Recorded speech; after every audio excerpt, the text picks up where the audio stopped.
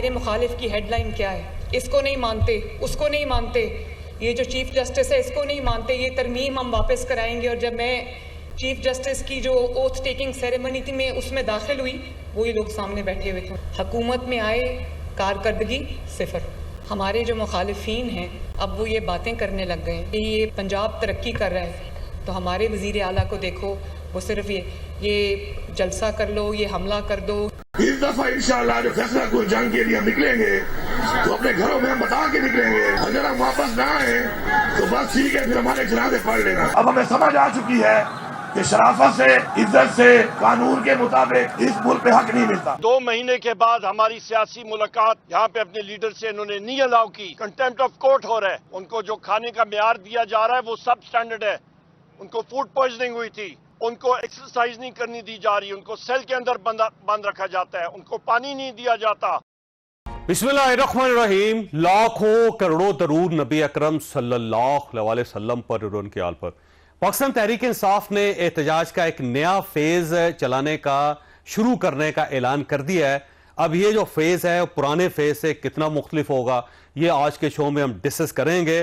اور اس کے ساتھ ساتھ کل عمران خان صاحب نے کہا تھا اپنے پارٹی کے لوگوں سے بھی اور صحافیوں سے بھی کہ مجھے اگر ملٹری کورٹس میں بھجوانا ہے یا ملٹری کورٹ میں بھجوانا ہے تو بھجوا دیں، میں اس کے لیے تیار ہوں. اور پارٹی نے اس کو اٹھایا ہوا ہے. کیا پارٹی چاہتی ہے کہ عمران خان صاحب کا کیس جو ہے وہ فوجی عدالت کے اندر چلے؟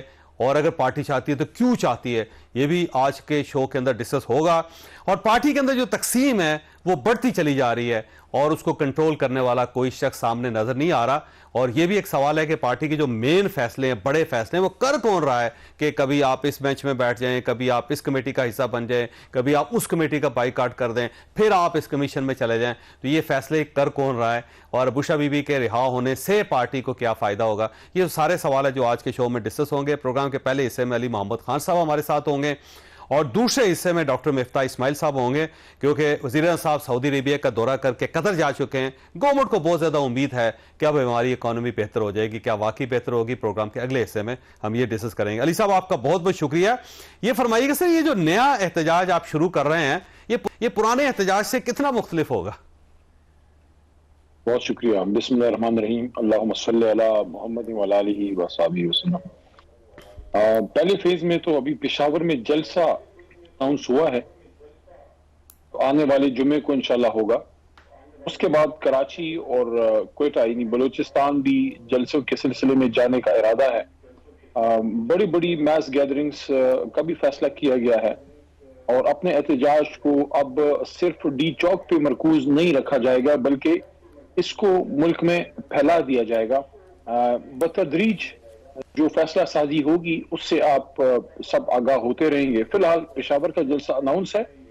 ہو سکتا ہے خیبر پختونخوا میں مزید جلسے بھی ہوں، لیکن فی الحال پشاور ہے، ساتھ ساتھ سندھ اور بلوچستان بھی کارڈز میں.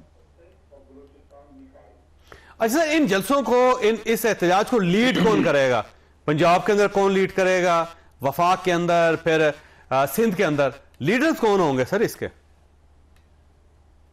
لیکن پارٹی جو ہائرارکی ہے تو چیئرمین گوہر ہیں اور جنرل سیکرٹری راجہ صاحب ہیں. اپوزیشن لیڈر عمر ایوب خان ہے، پھر اس کے ساتھ ساتھ علی امین خان ہے. لیکن علی امین خان کی صوبائی ذمہ داریاں بھی بے انتہا ہیں. تو پارٹی میں ایک سوچ یہ بھی ہے کہ علی امین خان کو صوبے پہ بھی فوکس کرنے دیا جائے. میری بھی یہ رائے ہے کہ علی امین خان احتجاج بھی کریں، بے شک اپنا رول ادا کریں، لیکن ساتھ ساتھ ان پہ سارا بوجھ نہ ڈالا جائے بلکہ ان کو صوبے کو بھی فوکس کرنے کا وقت دیا جائے اور کچھ جو مرکزی لیڈرشپ ہے وہ اس میں رول ادا کرے. آج میں کل اڈیالہ موجود تھا اور مروت صاحب بھی خان صاحب سے ملے تھے. میری تو خان صاحب سے کل ملاقات نہیں ہو سکی تھی.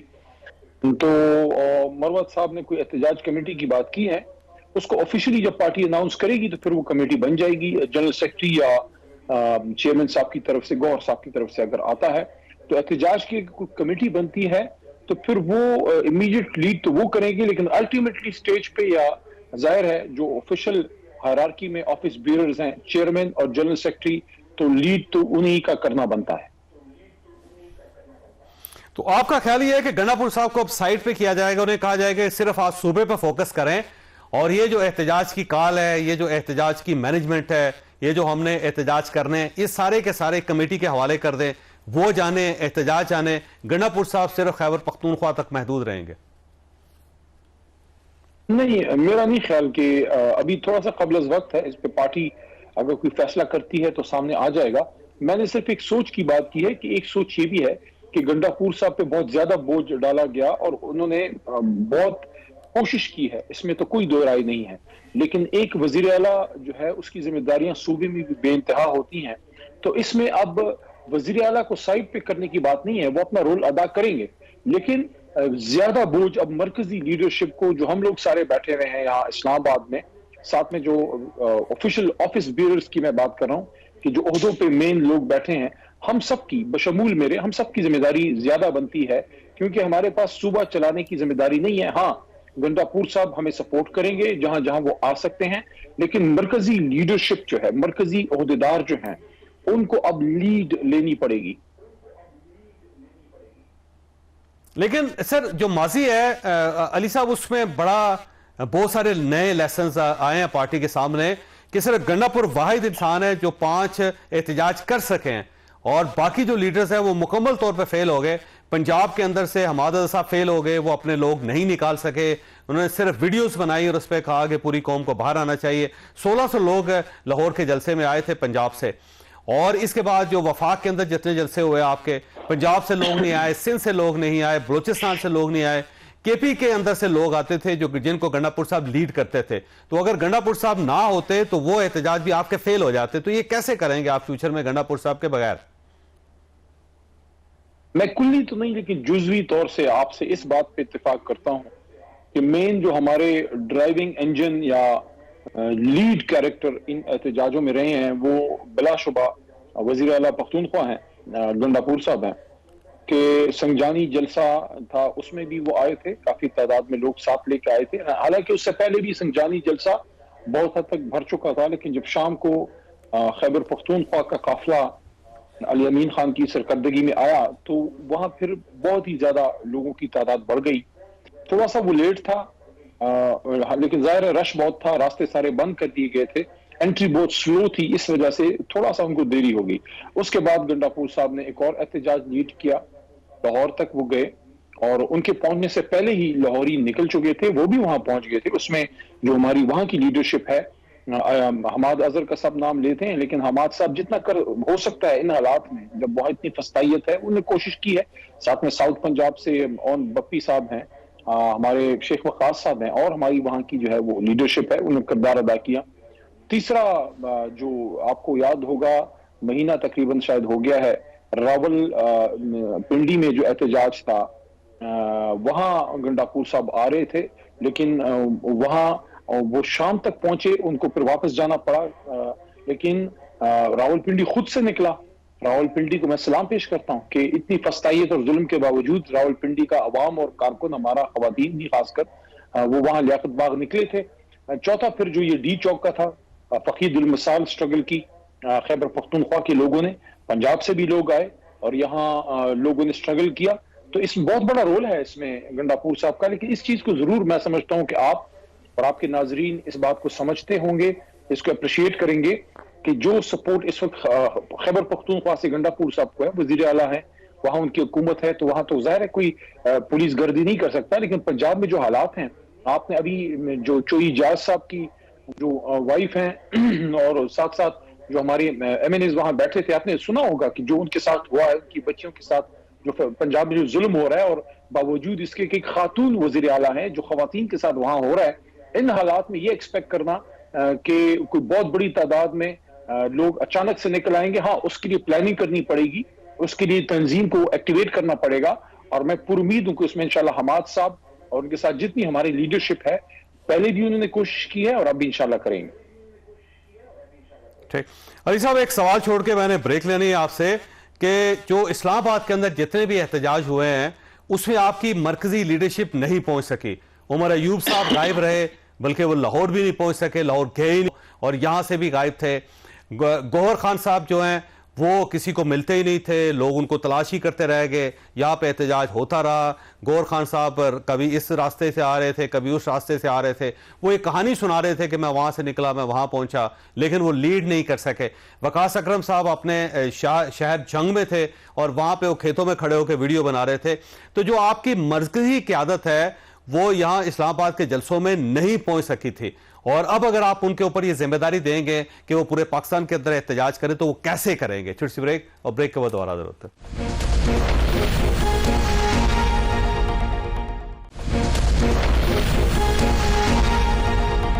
پروگرام میں دوبارہ خوش آمدید. علی صاحب, پھر وہی سوال ہے کہ آپ کی جو مرکزی قیادت ہے وہ اسلام آباد کے اندر جو احتجاج تھا, جو ڈی چوک کے اندر احتجاج تھا, وہاں نہیں پہنچ سکی, تو آپ یہ کیسے توقع کریں گے کہ پورے پاکستان کے اندر وہ کارکنوں کو متحرک کر رہیں گے اور اس کے بعد وہ ٹارگٹ اچیو کر لیں گے جو ان کو دیا جائے گا؟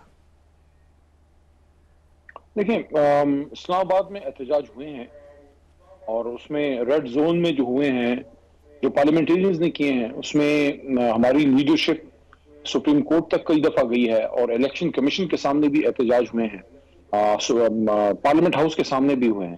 دو احتجاج نہیں سر, وہ جو پبلک ریلیز تھی جو آپ نے شہر کو بند کرنا تھا, جہاں آپ نے کہا تھا کہ نہ کوئی بندہ داخل ہو سکے گا نہ نکل سکے, میں اس کی بات کر رہا ہوں. اسی طرف آتا ہوں, تھوڑا سا اگر آپ صبر کر لیتے تو میں اسی طرف آ رہا تھا کہ ریڈ زون میں کچھ احتجاج ہوئے جس میں پارلیمنٹیرینز اور سینیٹر حضرات نے, وکلاء نے بھی شرکت کی.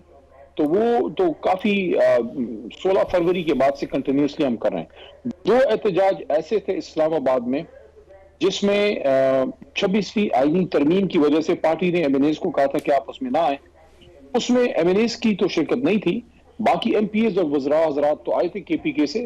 پنجاب میں جس طرح آپ کو میں نے کہا کہ پنجاب میں جس لیول کا ظلم ہو رہا ہے, جس لیول کی فسطائیت ہو رہی ہے, باوجود اس کے, اور یہ بات آپ کو سن کے بڑا عجیب لگے گا کہ میں کیا کہہ رہا ہوں, باوجود اس کے کہ زیادہ لوگ خیبر پختونخوا سے نکلے اور آئے ہیں, میں زیادہ اپریشیٹ پنجاب کی عوام اور قیادت کو اس لحاظ سے کروں گا کہ جس لیول کی فسطائیت اور ظلم اس وقت الیکشن کے بعد پنجاب میں ہے, الیکشن سے پہلے تو دونوں جگہ تھا, لیکن اس وقت جو وہاں پہ ہے اس کا عشر و عشیر بھی خیبر پختونخوا میں نہیں ہے. تو ان حالات میں اگر ہماری لیڈرشپ وہاں اٹھ رہی ہے, کھڑے ہو رہے ہیں, سٹینڈ لے رہے ہیں, اور وہاں لوکل لیول پہ احتجاج کرتے ہیں یا اسلام آباد آتے ہیں, ایون ان حالات میں چوئی صاحب ہمارے ایم این اے حضرات کو پارلیمنٹ تک آنا ایک بہت بڑا ایشو ہے, پنجاب کراس کر کے یہاں آنا. آپ یہ دیکھیے پنجاب میں ہمارا 100 کے قریب ایم پی ہے, ان کو کس لیول کی ایک ظلم کا سامنا ہے. تو آپ اس کو بھی ضرور اپریشیٹ کیجئے کہ کچھ لوگ تو سائڈ پہ بیٹھ کے بات کر لیتے ہیں, آپ ملک سے باہر ہیں یا آپ فرنٹ پہ نہیں ہیں, لیکن جو فرنٹ پہ لیڈ کر رہے ہیں, آپ یہ دیکھیے کہ پنجاب کا جتنا ایم این ایز ہیں, جتنا ہماری وہاں کی لیڈرشپ ہے جو ابھی تک ان حالات میں عمران خان صاحب کے ساتھ کھڑے ہیں, کچھ لوگ ہمیں جو چھوڑ کے گئے ہیں اس میں کچھ لوگ ضرور لالچ کے اس میں بھی گئے ہوں گے, کچھ ایسے بھی ضرور ہو سکتے ہیں جو مجبور ہو گئے ہوں گے اپنے بچوں یا اپنے خواتین کی وجہ سے یا کسی وجہ سے.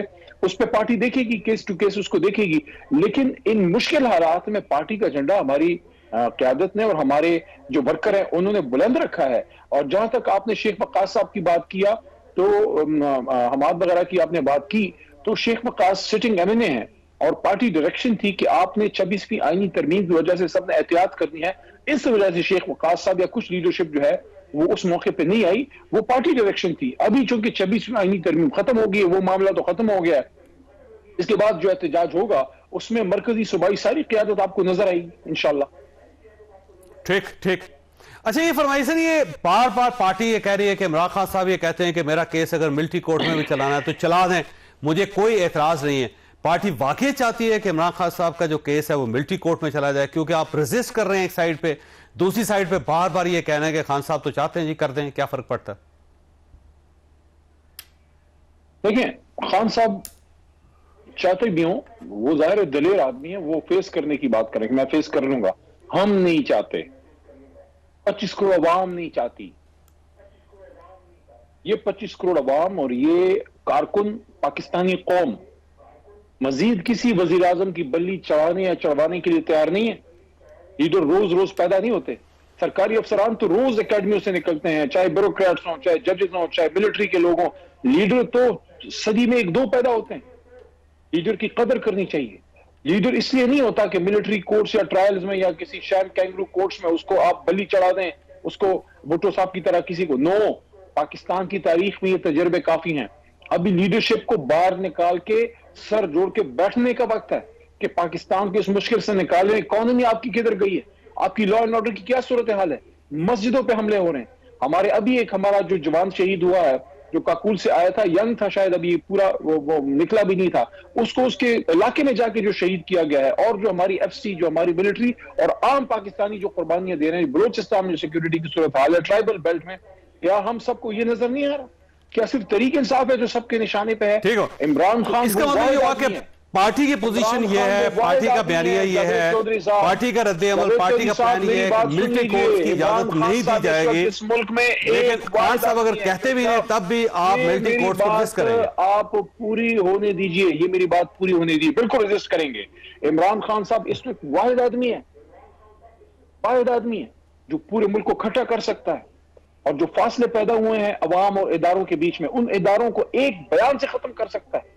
دوبارہ پاکستانی قوم, اس کے ادارے, ہمارا سب کچھ شبانی شیر و شکر ہو سکتا ہے. ملک دوبارہ ایک لوہے کا ہاتھ بن سکتا ہے, لیکن اس کے لیے عمران خان کے ساتھ بات کرنی پڑے گی, ان کو باہر لانا پڑے گا.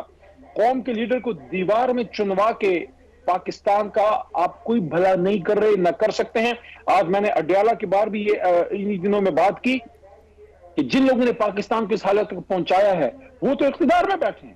جو ٹھیک کرنے آیا اس کو اٹھا کے آپ نے جیل میں ڈال دے. یہ نہیں کہ سچ مت بولو, حق کی بات مت کرو, حق کے لیے مت نکلو, تو پھر ٹھیک ہے آپ ان سے چلا لیں. 77 سال سے یہی لوگ بیٹھے ہیں نا, عمران خان کے 3 سال نکال لیں, 74 سال سے تو یہ سارے بیٹھے ہیں, یا ملٹری اسٹیبلشمنٹ ہے یا سول لیڈرشپ ہے. آپ نے میاں صاحب سے یا زرداری فیملی سے ٹھیک کرنا ہے تو کر کے دیکھ لیں. 2 تجربے تو فیل ہو گئے, تیسرا بھی کر کے دیکھ لیں, آپ کو ناکامی ہوگی. کیونکہ اگر جمہوریت سے جو سب چلانا ہے تو پھر جمہور کی ماننی پڑے گی, اور جمہور کا فیصلہ صرف ایک ہے, وہ اس وقت عمران خان صاحب کو بطور وزیر اعظم, بطور لیڈر دیکھتے ہیں. ٹھیک. اچھا یہ فرمائیے سر, یہ جو پارلیمانی کمیٹی تھی چیف جسٹس پاکستان کے تقرر کے لیے, آپ اس میں سیٹیں ہونے کے باوجود, 3 نامینیشنز کے باوجود آپ وہاں پہ نہیں گئے, اور اب جو جوڈیشل کمیشن ہے اس کے اندر آپ بیٹھنا چاہ رہے ہیں آپ لوگ, تو یہ عجیب سی بات ہے کہ اگر آپ نے اس میں بیٹھنا تو اس میں بھی بیٹھ جاتے ہیں. اس وقت آپ نے انکار کر دیا, بائیکاٹ کر دیا, آپ کہتے ہیں 26ویں ترمیم کو نہیں مانتے, اور جب جوڈیشل کمیشن کا ایشو آتا ہے تو وہاں پہ آپ 26ویں ترمیم کو مان لیتے ہیں. تو اپنے آپ کو کلیئر کیوں نہیں کرتی پارٹی؟ میرے خیال میں اب اس پہ بڑا کلیئر اوپینین آ گیا ہے پارٹی میں. اس پہ ہم نے بڑی ڈیبیٹ کی ہے. اسی ہفتے میں جب آپ سے میں آج بات کر رہا ہوں, اسی ہفتے ہماری پارلیمنٹری پارٹی کی میٹنگ ہوئی جس میں MNAs بیٹھتے ہیں, پارلیمنٹیرینز بیٹھتے ہیں. اس میں فورسفلی ہم نے یہ بات کی, میں نے بھی اس بات کو وہاں رکھا, بہت سے سب نے تقریباً سپورٹ کیا کہ اگر ہم نے پارلیمنٹری پالیٹکس کرنی ہے تو جگہ خالی نہیں چھوڑنی. ہم یہ استعفیٰ دے دو, باہر نکل جاؤ, بائیکاٹ, نو, آپ کھڑے رہیں وہاں, مقابلہ کریں. اور میں سمجھتا ہوں کہ ابھی آپ کوئی چیز PTI میں آپ دیکھیں گے کہ آپ زیادہ اب اس چیز کو دیکھیں گے, کوئی سپیس ہم اس PDM اور اسٹیٹس کو نہیں دیں گے. ایک بھی بندہ ہمارا ہوگا تو وہ جائے گا, کھڑا ہوگا, مقابلہ کرے گا. اور اس پہ تھوڑا سا شروع میں ڈفرنس آف اوپینین تھا, دونوں کی رائے میں وزن تھا. کوئی رائے یہ تھی کہ آپ اس میں ان کو لیجیٹیمیسی دے دیں گے بیٹھ کے, اس وقت وہ پریویل کیا. لیکن چونکہ پارٹی ہے, ڈیموکریسی ہے, میجورٹی سے فیصلہ ہوتا ہے, اس لیے اب زیادہ کنسیڈرٹ اوپینین یہ ہے کہ یہ والی جو کمیشن ہے اس کو ہم خالی نہ چھوڑیں, کیونکہ اس میں بڑے معزز جج صاحبان کے آنا ہے, پورے ملک سے آنا ہے. تو اس میں تحریک انصاف جو ملک کی سب سے بڑی جماعت ہے, اور ایک صوبے میں ہماری حکومت بھی ہے, تو ہمارا انپٹ تو بڑا وائٹل ہے. فار ایگزامپل میں مثال دے دوں, خیبر پختونخوا میں ہماری حکومت ہے, وہاں سے اگر کوئی نام ہائی کورٹ, سپریم کورٹ کے لیے آتے ہیں, آپ مجھے بتائیے اس میں تحریک انصاف کا انپٹ نہیں ہونا چاہیے؟ تو اس لیے یہ فیصلہ کیا گیا ہے کہ ہمارے لوگ وہاں ہونے چاہیے. جی ٹھیک ہو گئے. علی صاحب آپ کا بہت بہت شکریہ. خواصہ یہاں پہ چیک لیں گے, اور بریک کے بعد ڈاکٹر مفتاح اسماعیل صاحب ہمارے ساتھ ہوں گے. اور پرائم منسٹر صاحب نے سعودی عربیہ کا دورہ کیا, اب وہ قطر کے دورے پہ ہیں, اور گورنمنٹ کا کلیم یہ ہے کہ اب بہت بڑی انویسٹمنٹ پاکستان کے اندر آ رہی ہے, پاکستان کے حالات بدل جائیں گے. کیا واقعی بدلیں گے, اور کیا باہر سے سرمایہ کاری ہوگی یا نہیں ہوگی, یہ ایک سوال ہے جو ڈاکٹر مفتاح اسماعیل صاحب کے سامنے ہم رکھیں گے. چھوٹی سی بریک, اور بریک کے بعد دوبارہ حاضر ہوتے ہیں.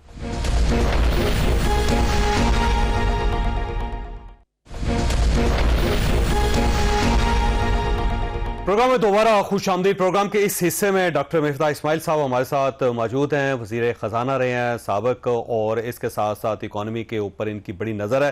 ڈاکٹر صاحب آپ کا بہت بہت شکریہ. یہ فرمائیے گا کہ جو پاکستان کی اکانومی اس وقت ہے وہ رائٹ ڈائریکشن میں یا نہیں, کیونکہ سعودی عرب کا جو دورہ ہے پرائم منسٹر صاحب کا، گورنمنٹ یہ کلیم کر رہی ہے کہ بہت کامیاب ہوا ہے، وہاں سے بہت پیسہ آئے گا، سرمایہ کار آئیں گے۔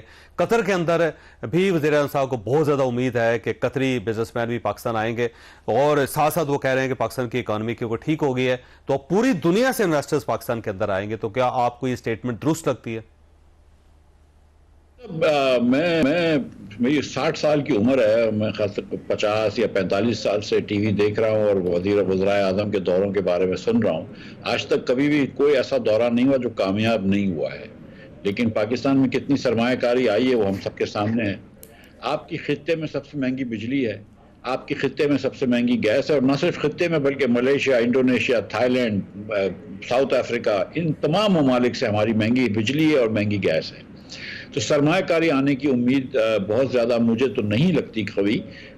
جہاں جس ملک میں 60% ٹیکس ہو، جس ملک میں نوکری پیشہ لوگوں کے اوپر 40% ٹیکس ہو، بزنس انڈیویجولز کے اوپر 50% ٹیکس ہو، اور جس کے اندر بجلی اور گیس اتنی مہنگی ہے، اس کے اندر سرمایہ کاری کی امید لگانا جو ہے وہ میرے خیال سے تھوڑی سی غلط بات ہے۔ ہاں، البتہ یہ ضرور کہہ سکتے ہیں کہ مہنگائی جس رفتار سے بڑھ رہی تھی اس رفتار میں کمی آ گئی ہے۔ تو آپ کا خیال یہ ہے کہ سعودی عرب سے جو پلچ کیا جا رہا ہے یا قطر سے جن نیک خواہشات کا اظہار کیا جا رہا ہے وہ مٹیریلائز نہیں ہو سکیں گے، اکنامکلی نہیں ہو سکیں گے؟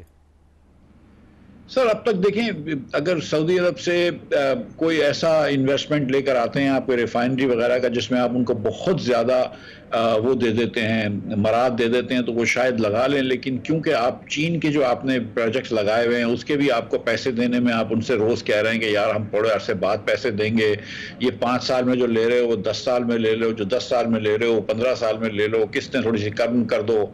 تو جب ایک طرف آپ سعودی عرب چائنا کو یہ کہہ رہے ہیں تو اس وقت جو سعودی عرب کا انویسٹر ہوگا وہ کیا سوچے گا کہ یار جب جو پرانے انویسٹرز کو یہ پیسے دینے پہ آگے پیچھے کر رہے ہیں تو کیا مجھے میرے پیسے ملیں گے؟ ایک تو یہ بات ہے۔ دوسری بات ہے کہ جب پاکستانی بزنس مین خود یہاں پہ انویسٹمنٹ نہیں کر رہا، جب آپ کی شرح سود جو کہ انشاءاللہ کم ہو جائے گی لیکن اتنی زیادہ ہو، جب آپ کی ایک سیاسی طور پر چیزیں سیٹل نہ ہوں، آپ کے بجلی گیس جیسے میں نے گزارش کی کہ دنیا خطے میں مہنگے ترین ہوں، تو یہ پاکستان کو انویسٹر پیراڈائز نہیں ہے۔ پاکستان میں انویسٹمنٹ نہیں آتی ہے دنیا بھر کی، ماں سوائے اس انویسٹر کے جس کو پاکستانیوں کو بیچنا ہوتا ہے۔ تو موبائل فون کی کمپنیاں آ کے پاکستانیوں کو موبائل فون سروس بیچتی ہیں، یا میک ڈونلڈ والا آ کے پاکستانی کو برگر بیچتا ہے، لیکن جو انویسٹمنٹ ہم کو چاہیے کہ جس سے پاکستان میں وہ انویسٹمنٹ ہو اور پاکستان سے برآمدات ہوں، ایکسپورٹس بڑھے، وہ انویسٹمنٹ پاکستان میں آنے کا کوئی چانس نہیں ہے۔ اچھا، یہ فرمائیے سر، یہ اکانومی کو بہتر سمجھتے ہیں آپ؟ آئی ایم ایف کے ساتھ ظاہر ہے پاکستان کا ایگریمنٹ ہو گیا، وہاں سے قسطیں آنی شروع ہو گئی، اب آئی ایم ایف پاکستان کی اکانومی کو بہتر بھی سمجھ رہا ہے، اسٹاک ایکسچینج روزانہ کی بنیاد پر ریکارڈ قائم کر رہی ہے۔ پاکستان میں آج تک انڈیکس اس لیول پہ گیا ہی نہیں جتنا اس وقت اسٹاک ایکسچینج کا جا رہا ہے، اور اس کے ساتھ ساتھ باہر سے جو پاکستانی سرمایہ کار ہے وہ واپس آ رہے ہیں، وہ چاہتے ہیں کہ پاکستان کے اندر وہ سرمایہ کاری کر سکیں، تو آپ اس کو بہتر نہیں سمجھتے؟ نہیں، دیکھیں، سٹاک مارکیٹ اوپر گئی ہے، اس میں کوئی ڈاؤٹ نہیں ہے، اور یہ خوشائن بات ہے، اور سٹاک مارکیٹ میں دنیا کا تخمینہ یہ ہوتا ہے، اس کو لیڈنگ اکنامک انڈیکیٹر کہتے ہیں، کہ اگر اکنامک ایک مرتبہ سٹاک مارکیٹ اوپر جاتی ہے تو پھر معیشت کے اوپر جانے کے بڑے چانس ہوتے ہیں، 10 میں سے 7 مرتبہ سمجھ لیجئے کہ معیشت بھی ساتھ ساتھ اس کے اوپر چلے جائے گی۔ تو اللہ تعالیٰ کرے گا انشاءاللہ کہ جب جیسے سٹاک مارکیٹ اوپر جا رہی ہے معیشت بھی آگے بڑھنا شروع ہو جائے گی۔ آئی ایم ایف سے اگر ہم پروگرام نہ کرتے، خدا نہ اور خواستہ، سر یہ فرمائیے گا، جی جی آپ کہہ جی ڈاکٹر صاحب بات مکمل کیجئے۔ میں یہ کہتا ہے کہ اگر خدا نہ خواستہ آئی ایم ایف سے پروگرام نہیں کرتے تو بہت زیادہ تکلیف میں پڑ جاتے، تو ڈیفالٹ کی طرف جانا پڑتا۔ تو یہ اللہ کی مہربانی ہے کہ ہم نے اپنے آپ کو ڈیفالٹ سے بچا لیا اگلے 3 سال تک، اس میں کوئی ڈاؤٹ نہیں ہے۔ لیکن جو گزارش ہے کہ وہ اگر ہم یہ سمجھ رہے ہیں کہ ہم نے کوئی ملک میں اصلاحات لے آئے ہیں، کوئی ملک میں معیشت بہتری لے آئے ہیں، کچھ غربت کا ڈاکٹر صاحب کی کال کٹ کی ہے، خاتمہ، ڈاکٹر صاحب سے دوبارہ رابطہ کریں گے، اور اس سے پہلے چھوٹی سی بریک، اور بریک کے بعد دوبارہ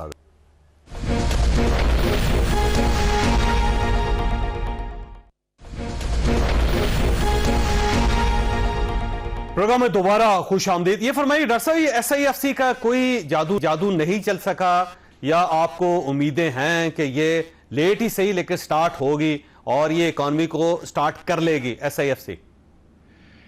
دیکھیے جاوید صاحب، اگر ایس آئی ایف سی یہ کام کرے کہ ہمارے ملک کی معیشت کو بہتر کرے تو وہ یہ کام کر سکتی ہے. اگر وہ پرائم منسٹر کے بازو بنے یا پرائم منسٹر کو وہاں پہ ہمت دے جہاں پہ پرائم منسٹر ہمت نہیں لے رہے, اگر وہ NFC ایوارڈ کے بارے میں بات کروا دے, اگر وہ کچھ اخراجات کی کمی کے بارے میں بات کرا دے, جاری اخراجات جو اس حکومت نے 24% بڑھائے تھے اس کی کمی کی کچھ بات کرا دے, جو PSDP 64% بڑھائی ہے اس کی کمی میں کچھ بات کرا دے, ایگریکلچر ٹیکس کی بات کروا دے, پراپرٹی ٹیکس کی بات کروا دے, ٹیکس کے اندر کوئی نیٹ کو وائٹ کروانے کی بات کر دے, اگر SIFC یہ چیزیں کر لے تو بہت بہتری ہے. لیکن اگر آپ یہ سمجھ رہے ہیں کہ ملک کے حالات ایسے ہی ہوں, یہاں پہ ٹیکس ریٹ اتنا ہی ہو, بجلی کے بلز اتنے ہی ہوں, گیس کے بلز اتنے ہی ہوں, اور پھر SIFC جا کر کسی باہر ملک کے لوگوں کو بولے گی تم پاکستان میں آ کے انویسٹ کرو, تو یہ ممکن نہیں ہے. یہ میرے خیال سے SIFC بھی کے لیے ممکن بھی نہیں ہے اور کسی اور آرگنائزیشن کے لیے بھی ممکن نہیں ہے. تو جہاں تک میں انڈرسٹینڈ کر سکا ہوں آپ کی بات کو کہ پہلے ایک انفراسٹرکچر بنانا پڑے گا گورنمنٹ کو جس کو دیکھ کے سرمایہ کار پاکستان آ سکیں, اور پاکستان کی جو اکنامکل ریالٹیز ہیں وہ ڈیفرنٹ ہے, تو جب باہر سے دنیا دیکھتی ہے تو اسے کوئی بہت زیادہ فروٹ نظر نہیں آتا پاکستان کی اکانومی میں, اس لیے وہ نہیں آ رہے. ایگزیکٹلی یہ اور میرا مقصد فزیکل انفراسٹرکچر نہیں ہے. دیکھیں ہمارے پاس بجلی ہے لیکن ہماری بجلی ریلائبل نہیں ہے. ہماری بجلی گرمیوں کے سخت گرمی میں بجلی چلے جاتی ہے, سخت سردی میں گیس چلے جاتی ہے, ہر وقت آپ کا ٹیلی فون کا, اب اس وقت موبائل فون کا مسئلہ ہے. پانی پورے پاکستان میں کہیں نہیں آتا, یا کم از کم کراچی میں تو نہیں آتا, پینے کا لائق تو پانی کہیں نہیں آتا. تو جو حکومت نے زندگی مشکل کر رکھی ہے اس کے اندر آسانی کرے, حکومت بجلی کو سستا کرے, اس کی طرف نچکاری کی طرف جائے, یہ فورن ڈسکوز بیچے. آپ جو ہے اگر خطے کی کیا بلکہ مطلب تمام جو ڈبل انکم پاکستان سے جن ممالک کی ان سے بھی مہنگی بجلی اگر آپ بیچیں, اور پھر آپ ایکسپیکٹ کریں کہ کوئی آدمی آ کے یہاں فیکٹری لگا کے جوتے بنائے, پتلون سیے یا جو بھی کر کے ایکسپورٹ کرے گا, تو یہ ممکن نہیں ہے. آپ جتنی بھی کوشش کر لیں, آپ SIFC کر لیں یا کوئی اور کو بھیج دیں, یہ ممکن نہیں ہے. آپ کو کمپنیز کو لانے کے لیے پاکستان میں پاکستان کو بہتر کرنا ہوگا. پاکستانیوں سے پہلے پاکستان میں انویسٹمنٹ کروائیں, اس کے بعد دوسرا ہے. آج PIA کی بیڈنگ میں آپ نے دیکھ لیا کہ 6 لوگ شروع ہوئے تھے, ایک بڈ آئی ہے آپ کے پاس. تو ہم نے پاکستان کو ذرا سا اگر بہتر کر لیں تو پھر خود لوگ چل کے آئیں گے ہمارے پاس. لیکن اگر ہم صرف خواہشات کر لیں اور MOUs پہ سائن کر لیں وزرائے اعظم جا کے باہر ٹورز پہ, تو اس سے کچھ نہیں ہوگا. اچھا یہ فرمائیے گا, آپ کو میاں شہباز شریف صاحب سے کوئی امید ہے کہ وہ معاملات کو سیٹل کر لیں گے, بہتر کر لیں گے؟ ویژن ان کا براڈ ہے, وہ باہر سے کچھ نہ کچھ لے آئیں گے, پاکستان کی اکانومی کو سٹارٹ اپ کر لیں گے. دیکھیں ہو سکتا ہے کہ ان کو اس چیز کا کوشش ہو کہ وہ ملک کو بہتر کر لیں, لیکن میں نہیں سمجھتا کہ ان کے پاس جو یہ 5 سال کے لیے الیکٹ ہوئی گورنمنٹ, جتنے عرصے بھی چلے, لیکن الیکٹ تو 5 سال کے لیے ہوئی. جب یہ الیکٹ ہوئی تو فوراً ان کو NFC ایوارڈ کے بارے میں بات کرنی چاہیے تھی, فوراً ان کو اخراجات کم کرنے کے بارے میں بات کرنی چاہیے تھی. انہوں نے 24% جاری اخراجات بڑھا دیے, انہوں نے PSDP 1 پیسہ نہیں کاٹا. تو یا تو ان کو ادراک نہیں ہے کہ ملک کتنی مشکل میں ہے, اور آپ نے جو IMF نے مشکل آپ کو کہی تھی, آپ نے اس سے زیادہ مشکلیں پاکستان کے عوام کے اوپر ڈھائی ہیں. مجھے بتائیے کہ کیا انہوں نے کوشش کی کہ تنخواہ دار طبقے کے اوپر ٹیکس کم ہو, بلکہ بڑھا دیا. کیا انہوں نے کوشش کی کہ کمپنیز کے اوپر ٹیکس کم ہو؟ نہیں. ریفارم یہ نہیں ہوتا کہ آپ بجلی اور گیس کے نرخ جو ہے وہ زیادہ سے زیادہ کنزیومر کو پاس آن کر دیں. ریفارم یہ ہوتا ہے کہ آپ ان کے اندر اصلاحات لے کر آئیں تاکہ اخراجات کم ہوں. آپ بات تو کرتے ہیں کہ 18 روپے فی یونٹ آپ کو بجلی وہ دینی پڑتی ہے فکسڈ کاسٹ, لیکن آپ تو 70 روپے چارج کر رہے ہیں. جو اب 20% آپ بجلی کی ترسیل اور تقسیم میں کھو دیتے ہیں اس کا کون ذمہ دار ہے؟ جو 10% کے بل آپ نہیں لیتے اس کا کون ذمہ دار ہے؟ تو حکومت پاکستان کے, میں کسی کے دل میں نہیں جانتا ہوں, نیت تو سب کی صاف ہوں گی, میں نیت کو کبھی بھی ڈاؤٹ نہیں کرتا, لیکن نظر نہیں آ رہا کہ انہوں نے کوئی بھی اصلاحات کری ہوں, نظر نہیں آ رہا کہ انہوں نے کوئی ایسے مثبت اقدام اٹھائے ہوں کہ جس کی وجہ سے پاکستان کے کاروبار کے اندر کچھ فوقیت ملے, پاکستان کے غریب کی مشکل آسان ہو. ایسا تو کچھ بھی نظر نہیں آ رہا. اچھا اب سر, اگر آپ کی گورنمنٹ ہوتی, آپ پرائم منسٹر ہوتے, یا شاید خاقان عباسی صاحب پرائم منسٹر ہوتے, انڈیپینڈنٹ ہوتے, ایک ہی پیج ہوتا جس طرح اس گورنمنٹ کے پاس ہے, تو آپ کیا کیا ایسے اقدامات کرتے جس سے پاکستان کی اکانومی بہتر ہو سکتی ہے؟ سر 5-6 چیزیں کرنا بہت ضروری ہے. یہ بات سمجھیں سر کہ 1990 میں آپ پاکستان دنیا کا, جنوبی ایشیا کا سب سے امیر ملک تھا. آج جنوبی ایشیا میں ہم غریب ترین ملک ہو گئے ہیں. آپ یہ بات سمجھیں کہ جہاں ہم دنیا سے تھوڑے سے پیچھے ہوتے تھے اب ہم دنیا سے بہت پیچھے ہو گئے ہیں۔ جب یہ بات آپ سمجھیں گے تو آپ کو یہ سمجھ میں آئے گا کہ ہمارا نظام ناقص ہے، اس نظام کے اندر پیوند نہیں لگا سکتے، اس کو ہول سیل چینج کرنا پڑے گا۔ آپ کو لوکل گورنمنٹس کو امپاور کرنا پڑے گا تاکہ بچے آپ کے پڑھ سکیں۔ 2.65 کروڑ بچے آپ کے آج اسکول سے باہر ہیں۔ اگر آپ بچوں کو ہمارے ان پڑھ رکھیں گے تو کوئی ایسی معاشی پالیسی نہیں ہے جس سے معاشیت اچھی ہو جائے گی۔ اگر آپ جتنی محنت انہوں نے کی ہے امینڈمنٹس کے اوپر، 26ویں امینڈمنٹ جو پہلے سپٹمبر میں رات کے اندھیرے میں کر رہے تھے پھر اکتوبر کے رات کے اندھیرے میں کیے، اتنی محنت کر لیتے تو لوکل گورنمنٹ ریفارم ہو جاتا اور لوکل گورنمنٹس کو پاکستان میں امپاور کر دیتے۔ 36 ڈویژنز کی لوکل گورنمنٹ امپاور ہو جاتی، ان کا کمپٹیشن ہوتا، وہ بہتر ہوتی۔ جتنی محنت انہوں نے کری ہے غریب لوگوں کے اوپر ٹیکس لگانے کی اور تنخواہ دار طبقے کے اوپر ٹیکس لگانے کی، اتنی محنت کر لیتے اور NFC ایوارڈ کے لیے بیٹھ جاتے اور صوبوں کو لے کے بیٹھ جاتے کہ دیکھو تم لوگوں کے پاس وافر پیسے ہیں، وفاق کنگال کے نہج پہ ہے، اس کو کچھ ٹھیک کرتے ہیں تو شاید بہتر ہو جاتا۔ جتنی محنت انہوں نے کری ہے بجلی اور گیس کے بل بڑھانے پہ، اتنی محنت کر لیتے تو شاید زراعت کے اوپر بڑے بڑے ذمہ داروں کے اوپر جن کے ہزاروں ایکڑ کی اراضیاں ہیں ان کے اوپر تو کم از کم ٹیکس لگا دیتے تو شاید دودھ کے اوپر ٹیکس نہ لگانا پڑتا، شاید قلم کے اوپر اور کاغذ کے اوپر ٹیکس نہ لگانا پڑتا۔ جتنی محنت انہوں نے کری ہے لوگوں کے اوپر دیگر چیزوں کو ٹیکس لگانے، اتنی محنت کرتے تو شاید کچھ اخراجات کم کر لیتے، لیکن آپ نے یہ قسم کھا لی ہے کہ خرچہ نہیں کم کریں گے، انفلیشن سے زیادہ تیزی سے خرچے بڑھائیں گے۔ آپ نے یہ قسم کھا لی ہے کہ ریفارم ایک پیسے کا نہیں کریں گے، خالی بس وقت نکالیں گے۔ آپ نے صرف وہی قانون سازی کرنی ہے جس سے آپ کی کرسی پہ آپ برجمان رہیں وہ رہیں۔ آپ نے کوئی ایسی قانون سازی نہیں کرنی جس میں عوام کی مشکل حل ہو۔ آپ نے کوئی ایسی قانون سازی نہیں کرنی کہ جس سے آپ نچکاری جلدی سے کر سکیں، جس سے آپ لوگوں کے لیے کوئی بھلا کر سکیں۔ مجھے آپ یہ بتائیے چودھری صاحب، اور میں صرف یہ حکومت کی بات نہیں کر رہا ہوں، PTI کو دیکھ لیجئے، PMLN کو دیکھ لیجئے، پیپلز پارٹی کو دیکھ لیجئے، ان سب کے پاس آج حکومت ہے، صوبے کی 2 پارٹیاں اس میں وفاق کی حکومت مل کے کر رہی ہیں۔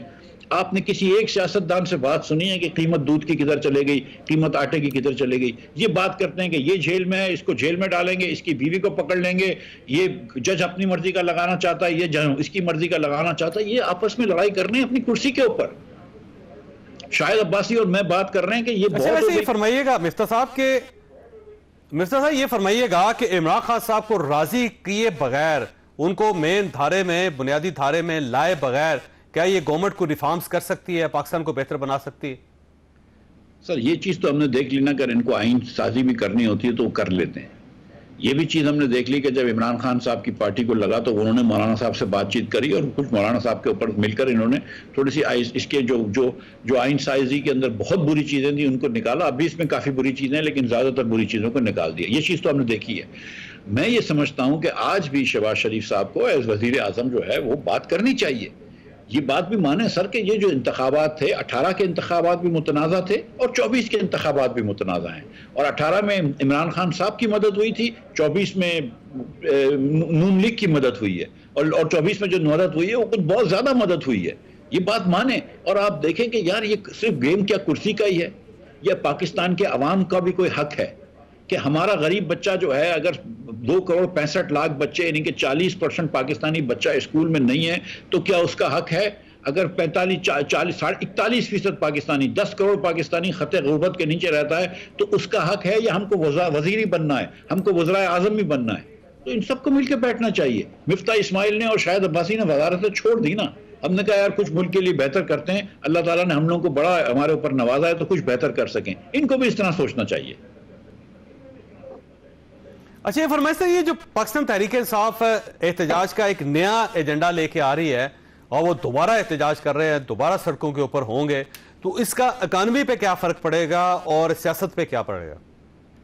شاہد صاحب یہ PTI کا احتجاج جو ہوتا ہے ایک تو وہ اتنا ہوتا نہیں ہے جتنی کی باتیں ہوتی ہیں۔ یہ ٹویٹر پہ بہت زیادہ احتجاج ہوتا ہے، واٹس ایپ فارورڈز پہ بہت زیادہ احتجاج ہوتا ہے، اور سڑکوں پہ اتنا احتجاج نہیں ہوتا۔ دوسرا حکومت کا اوور ریئیکشن ہوتا ہے کہ مطلب جتنے لوگ ہوتے ہیں اس سے زیادہ کنٹینر کھڑے کر دیتے ہیں۔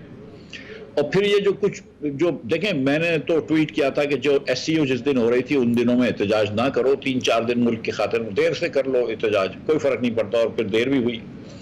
اب یہ لندن وغیرہ کے اندر بھی جا کے یہ جو بدتمیزیاں کرتے ہیں، قاضی فائز صاحب بہت اچھے جج نہیں تھے ثابت ہوئے، انہوں نے چیف جسٹس کے طور پر اچھا کام نہیں کیا، انہوں نے یک طرفی دکھائی ہے، اس میں کوئی ڈاؤٹ نہیں ہے، لیکن یہ بدتمیزی کرنا، یہ ملک کی عزت اور آبرو خراب کرنی ہے نا جو ان کے ساتھ کر رہے ہیں۔ تو تھوڑا سا میں سمجھتا ہوں کہ سب کو مل کے بیٹھنا چاہیے، اور پی ٹی آئی کو بھی یہ میرے خیال سے ان کی ریئلائزیشن ہے کہ ان کی کال پہ واٹس ایپ فارورڈز تو بہت آ جاتے ہیں، ان کی کال پہ ٹویٹر تو بہت آ جاتی ہیں، لیکن ان کی کال پہ کوئی لوگ نکلتے نہیں ہیں اب۔ اور یہ فرمائیے سر، عمران خان صاحب آپ کو باہر آتے ہوئے نظر آتے ہیں کوئی مستقبل قریب میں؟